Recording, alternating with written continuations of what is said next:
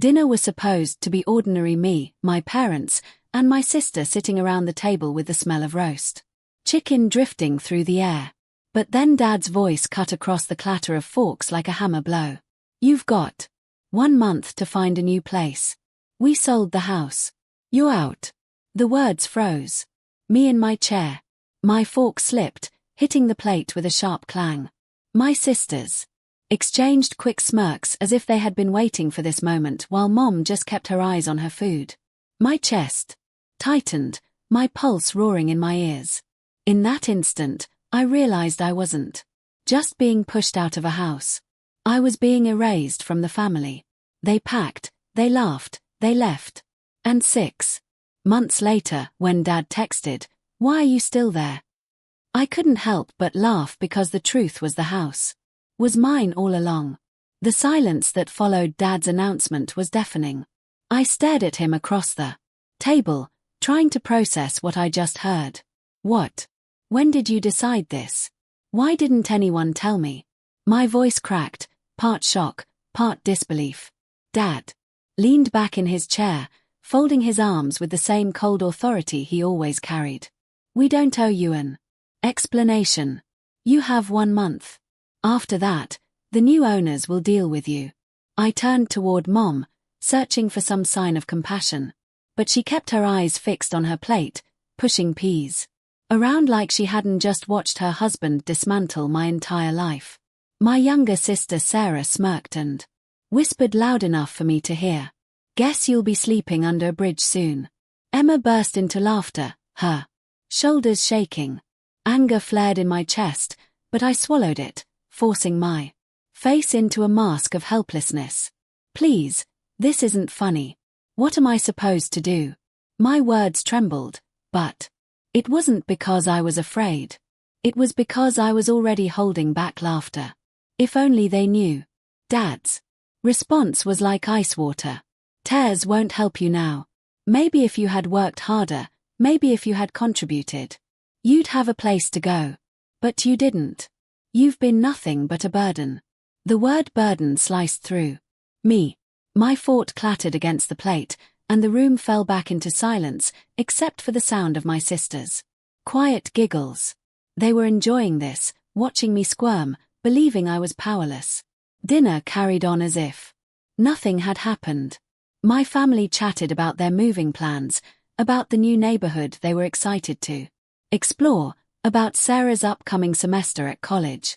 And there I sat, invisible, at the table I had grown up around, suddenly reduced to an afterthought, an inconvenience they couldn't wait to leave behind. When the last plate was cleared, I excused myself, muttering that I was tired. I trudged upstairs to my room, closing the door softly before collapsing onto my bed. For a moment, I buried my face in the pillow, shaking not with tears, but with suppressed laughter. The irony was too delicious. They thought they had broken me, that they had cast me aside like unwanted furniture. But the truth was, the script had already been flipped. They didn't know that the new owners weren't strangers. The house they had so proudly sold out from under me. It was mine. I rolled onto my back, staring at the ceiling with a grin spreading across my face. Let them think I was weak. Let them believe they had the upper hand. In 1 month, when they expected to see me gone, the joke would be on them. Lying on my bed that night, I replayed Dad's words over and over. "You have 1 month. New owners will deal with you." He had no idea how close he was to the truth. The new owners would deal with me because I was the new owner. It had all started 2 months earlier. I was browsing real estate listings, half-heartedly dreaming about buying my own place. I never expected to see my childhood home staring back at me from the screen. Photos of every room, including mine, cluttered with my clothes and books. They hadn't even bothered to tell me they were selling. My stomach twisted at first, but then another thought struck me, one so daring it almost made me laugh out loud. I called Jake, my best friend and business partner. He picked up on the second ring. "You sound wired. What's going on, Jake? You're not going to believe this. My parents listed the house My house. The one I still live in. He paused. Wait, you're serious? They didn't tell you? Nope. Not a word. But get this. I want to buy it. Through the company. They'll never know it's me. For a moment, all I could hear was static on the line. Then Jake let out a low whistle. That's either genius or insane. Probably both. Exactly. But think about it. They want me gone. Fine. Let them think they've won. Meanwhile, I'll be signing the deed. The next week was a blur of secret meetings and phone calls. I hired an agent who promised discretion. Every time I signed a form, my hands shook, not from fear, but from exhilaration. Each signature was a step closer to turning their betrayal into my revenge. I played the part of the clueless daughter perfectly at home. At dinner, when they whispered about moving trucks and new neighborhoods, I nodded along, feigning confusion. Inside, I was laughing. Every word they spoke was another layer of irony piled onto the truth they couldn't see.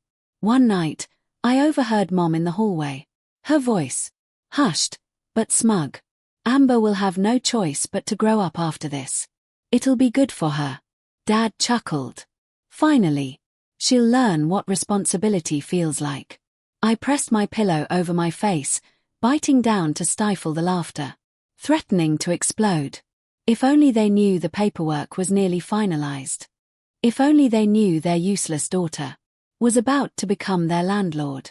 The day the sale went through, I sat at my desk holding the signed documents. My name, well, technically the company's name stamped across the top. A chill ran down my spine. It wasn't just a house. It was proof. Proof that I wasn't weak. Proof that I had outplayed them at their own cruel game. And as I tucked the papers into a folder, a thought flickered through my mind. Let them think I'm broken. The real show hasn't even started yet to understand why I didn't hesitate to outsmart my own family. You'd have to know what it was like growing up in that house. From the outside, we looked normal enough. White picket fence, holiday lights in December, photos on the mantel. But behind closed doors, favoritism wasn't just present. It was law. When Sarah turned 16, Mom and Dad threw her a huge Sweet 16 party, balloons, a rented DJ. Cake taller than I was. Every cousin, neighbor, and classmate filled our backyard. I still remember the way Dad beamed as Sarah twirled in her new dress. 5 years earlier, on my 16th birthday, I came home to find a small grocery store cake sitting on the kitchen counter. Happy birthday. Scrolled in thin blue icing. No candles, no party, no guests. Mom handed me a slice while Dad watched TV. Don't eat it all at once, she muttered. That was it. When Sarah turned 18, Dad tossed her car keys with a grin. Every girl needs her own ride, he said proudly. I got $20 in an envelope when I graduated high school. 20. Congrats, kiddo, Dad said. Already walking away. Emma wasn't left out either. Every summer they took her and Sarah on vacations. Florida beaches. Disneyland. Family reunions across the country. Me. Someone needs to watch the house, Mom would say flatly. So I stayed behind, watering plants, scrolling through photos they posted online of roller coasters and sandy sunsets. Christmas was the cruelest. The tree drowned in gifts for Sarah and Emma. Shiny gadgets, jewelry, expensive clothes. While I unwrapped socks or notebooks. One year, Sarah unwrapped an iPhone while I peeled the paper off a pack of pens. Sarah squealed, "Oh my God, thank you."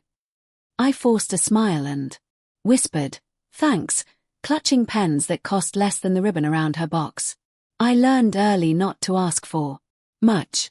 Whenever I tried, Dad would sigh, "We saving for your sisters. You'll understand one day." That day never came. Instead, I learned to earn my own.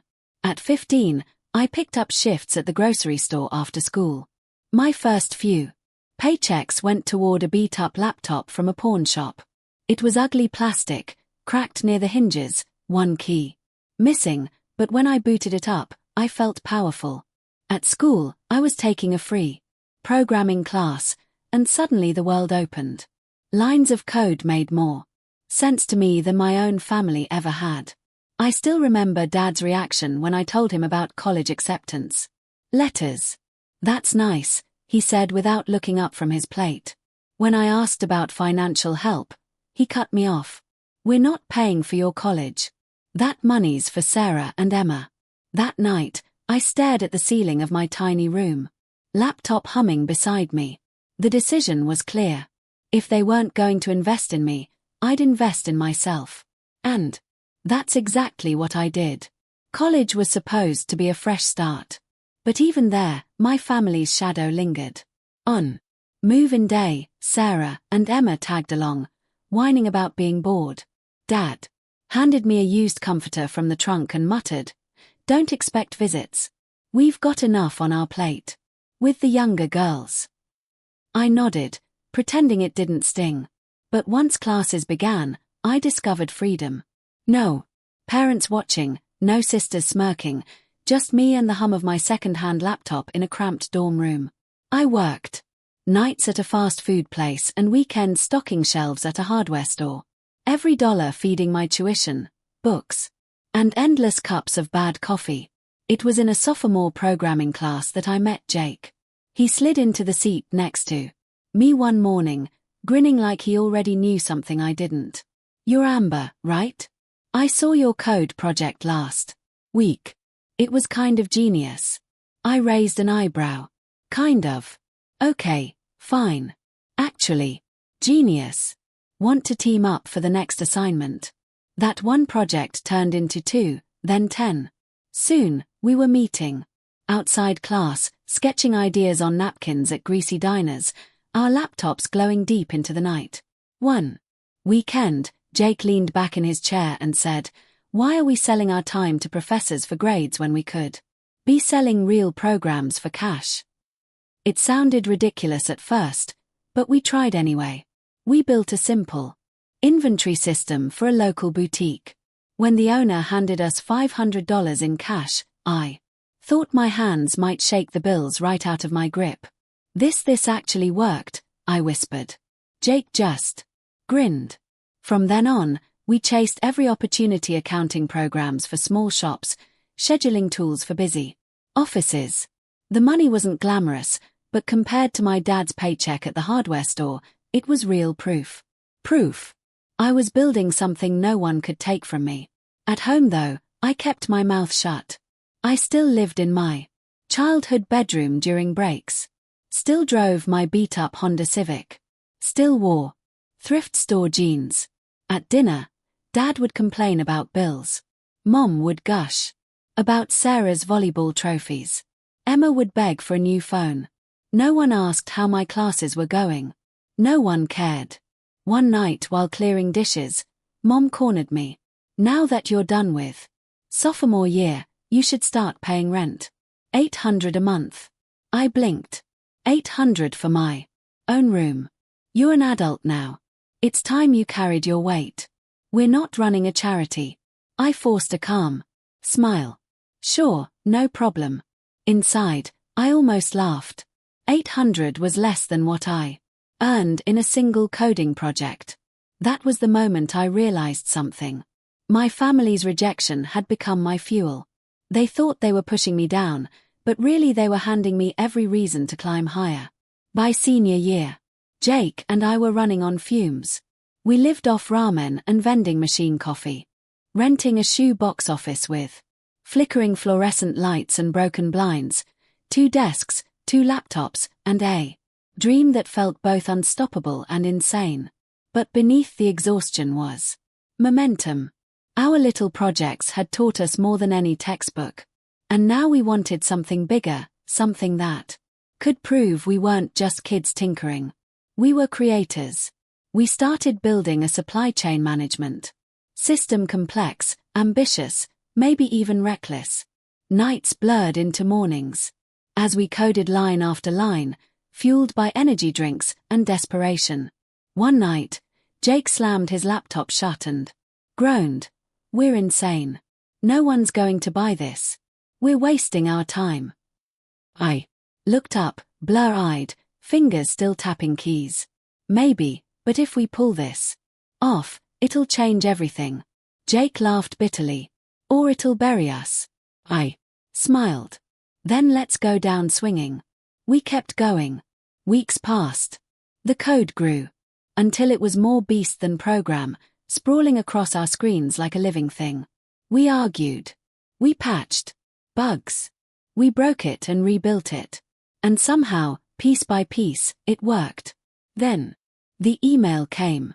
A mid-sized logistics company had heard about our system through word of mouth. They wanted to test it. Jake nearly dropped his phone. They want a demo tomorrow. I felt the world tilt beneath me. Tomorrow? Are we even ready? Hell no, he said, eyes wide. But we're doing it. We barely slept. The next day, blur-eyed but determined, we presented our system in a cramped conference room. Executives in suits sat across the table, skeptical and stiff. My voice shook at first, but as I explained the features, real-time tracking, predictive analytics, seamless integration, I felt the confidence rise. This was ours. We had built this from nothing. When the meeting ended, the suits whispered among themselves. One finally spoke. We'll be in touch. Days crawled. Then Jake burst into the office one afternoon, waving his laptop like a madman. Amber, you need to see this. I leaned over his shoulder. An email filled the screen. My eyes locked. On the number. 2.3 million. I blinked, rubbed my eyes, read it again. This can't be real. Jake laughed half mad. It's real. They want to buy the software. $2.3 million. I sat down hard. The chair squeaking under me, my hands trembled as I covered my mouth. We were millionaires. Jake grinned. Split 2 ways. Yeah, we actually did it for a moment. Silence filled the room. Then we both exploded, shouting, laughing, hugging, pounding the walls like lunatics. The cheap office shook with our joy. We had clawed our way out of obscurity and no one could take it from us. That night we celebrated with cheap pizza and beer because old habits die hard. I raised my glass to us. To the kids. Nobody believed in Jake clinked his bottle against mine. To the future. But when I went home, reality hit. Mom and Dad were watching TV. Sarah texting. Emma scrolling through TikTok. None of them knew. None of them cared. To them, I was still the invisible daughter, the burden, the afterthought. At dinner, Dad sighed about bills. Mom complained about tuition for Sarah, and Emma wed about wanting a new car. I sat quietly, chewing my food, the knowledge burning inside me like a secret flame. They thought I was powerless. They thought I was broke, clinging to my tiny room, barely scraping by. What they didn't know was that I now had more money in my account than Dad would make in a lifetime. I looked around the table, forcing a neutral smile. Inside, a storm raged. If only you knew, I thought. If only you knew who I really am now. And that's when it hit me. I didn't need their approval anymore. I didn't need their scraps of attention. I had built my own future, brick by digital brick. The only question left was this. When the moment came, would I reveal it, or would I let them choke on their own ignorance until the truth crushed them? 2 months after that life-changing deal, I sat at my desk one night, scrolling through real estate listings. Not because I needed a new place. I could have afforded a penthouse by then, but because the idea of finally moving out lingered in the back of my mind. That's when I saw it. My house. Our house. The photos hit me like a punch to the chest. The living room where I had spent countless birthdays ignored. The kitchen where Mom once laughed as Sarah unwrapped an iPhone while I got socks. The bedroom with my posters still on the wall. They had listed it without telling me. For a moment, hurt burned hot, then anger, then something darker. An idea so wild I actually laughed out loud. I picked up my phone. Jake answered on the second ring. It's midnight. Why are you calling me like you just found buried treasure? Because I did, I said. My parents put the house up for sale. They didn't even tell me. But guess what? I'm going to buy it. Silence, then a low whistle. Wait, you're serious? Dead serious. Through the company. They'll never know it's me. Jake chuckled nervously. That's insane. Or brilliant. Maybe both. The next day, I contacted a discreet agent, one who didn't ask too many questions. The paperwork began, and suddenly, I was living a double life. At home, I played the role of the clueless daughter. At night, I was signing forms, negotiating prices, and wiring deposits. Dinner conversations turned surreal. Mom would casually mention how the buyers seemed eager. Dad would sigh dramatically, talking about how Amber needs to figure her life out before she gets kicked out. Sarah would smirk and whisper, better start shopping for cardboard boxes. I nodded, hiding my grin behind my water glass. If only they knew. The closer we got to closing day, the more exhilarating it became. Every signature was a secret victory. Every notarized stamp felt like justice pressed into paper. One evening, while walking down the hall, I overheard Mom and Dad whispering outside their bedroom door. She's going to be shocked when the new owners show up. Mom said almost gleeful.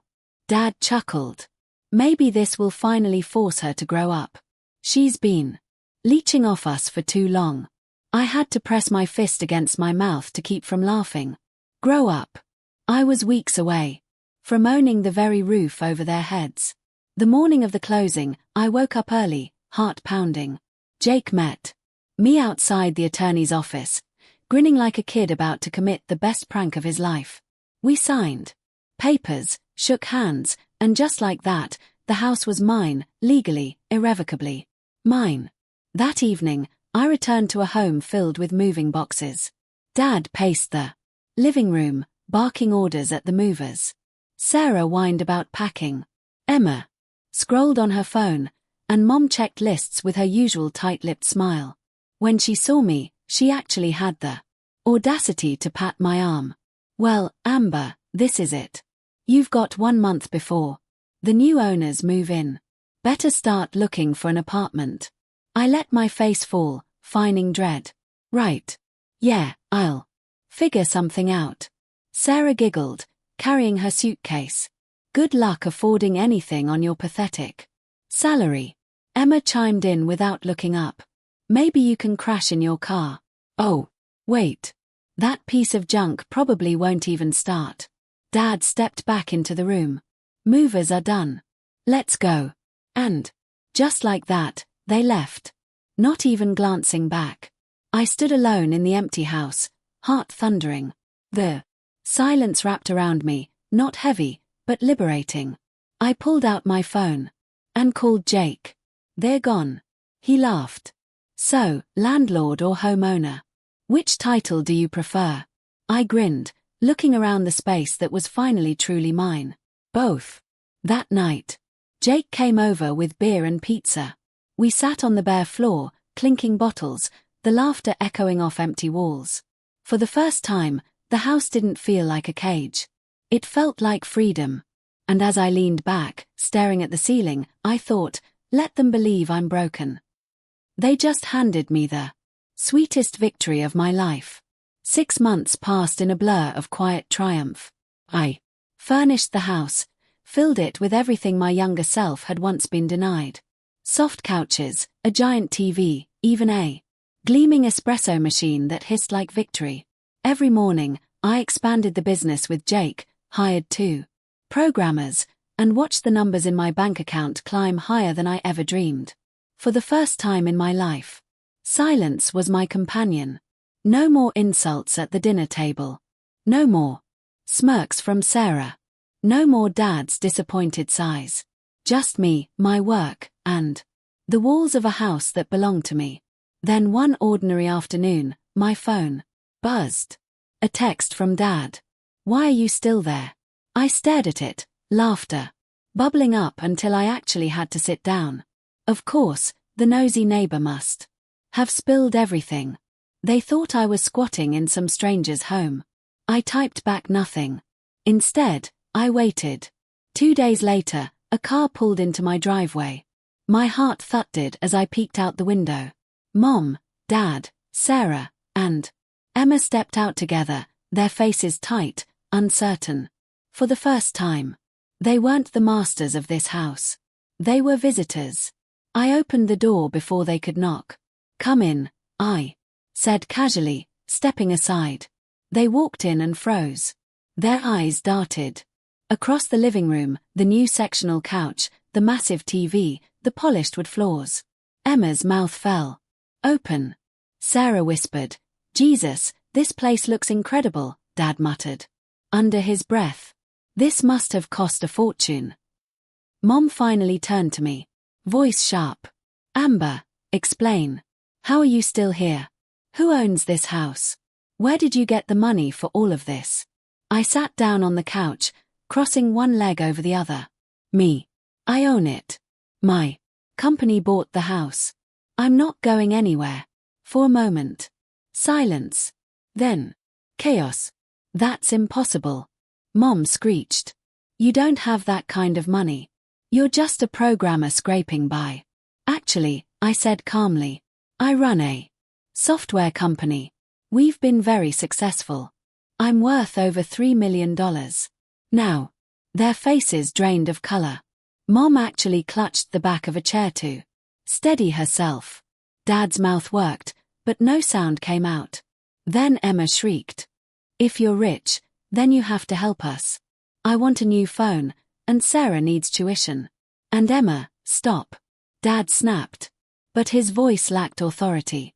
He turned to me, forcing a smile. "Amber, let's talk.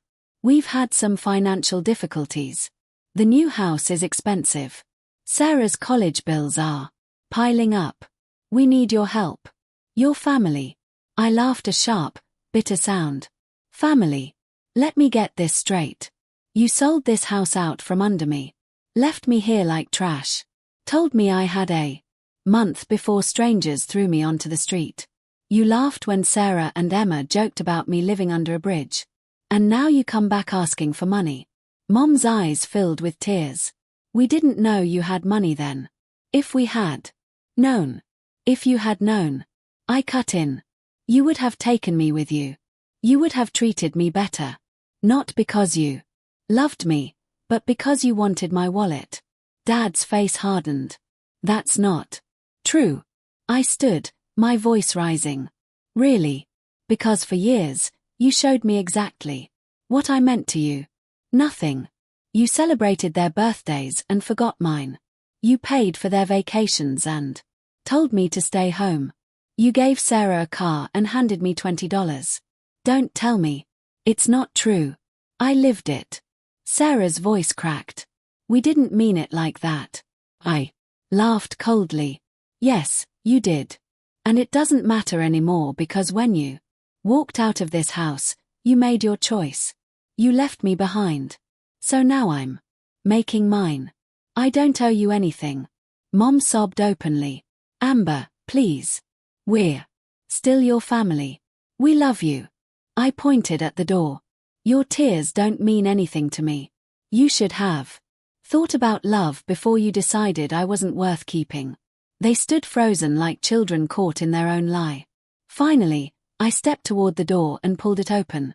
"Get out." Dad raised his hand in protest. "Wait, we can fix this. We can be a real family now." I shook my head. "No. You had 25 years to be a real family, and you chose not to. It's too late." One by one, they shuffled out. Eyes downcast. Mom was the last to leave. She turned at the threshold, her face streaked with tears. "This isn't over, Amber. We won't give up on you." I met her gaze cold and steady. "Yes, it island. And if you keep showing up here, I'll get a restraining order." I slammed the door shut, locked it, and leaned against it, my breath shaking. For the first time, I wasn't the forgotten Daughter, the unwanted burden. I was the one with power. And God, it felt good. The house was silent again. My silence, my choice. In the weeks that followed, my phone buzzed with calls and texts I didn't answer. Voicemails piled up. Dad's voice cracked with apologies. Sarah sent long messages about missing me. Emma demanded money for the latest gadget. And Mom begged for just a conversation. I ignored them all. For once, I wasn't desperate for their attention. Eventually, the noise stopped. The silence was permanent, like a door finally locked from both sides. 6 months slipped by. In that time, the company Jake and I built grew stronger than ever. We landed contracts bigger than we dared to dream of. We hired more staff, moved into a sleek office, and watched our revenue climb with dizzying speed. I bought a new car, sleek and silver, the kind Dad used to admire from afar. I even took a 2 trip to Europe. My first real vacation. No guilt, no permission needed, no one telling me to stay home and watch the house. One rainy afternoon, Aunt Linda, Mom's sister, knocked on my door. She had always been the quiet observer in family drama. The one who never interfered. She hugged me tight and whispered, "Amber, I think you should consider forgiving them. They know they made mistakes.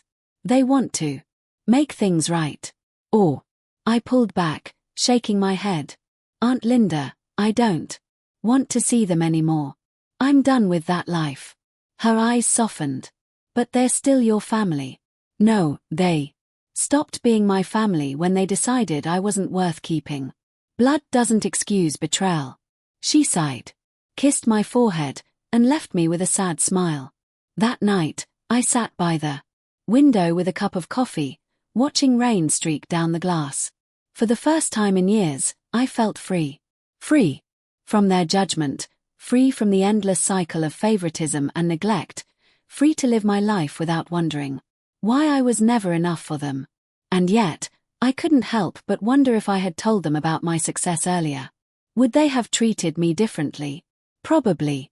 They would have invited me to vacations, remembered my birthdays, smiled at me across the dinner table. But it would have been fake. The same way Mom's tears had been fake when she begged me for money. They would have wanted me around, not because they loved me, but because I could give them something. That was never love. Buying this house wasn't just revenge. It was revelation. It showed me who they truly were and who I had become. I wasn't the forgotten daughter anymore. I wasn't the burden.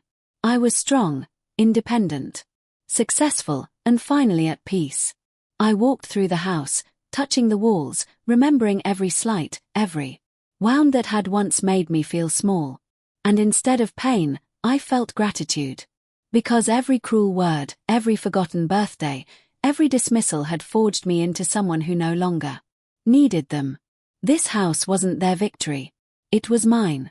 And as I turned off the lights that night, slipping into the quiet embrace of my own home, I knew one thing for certain. I had built a life they could never take away from me.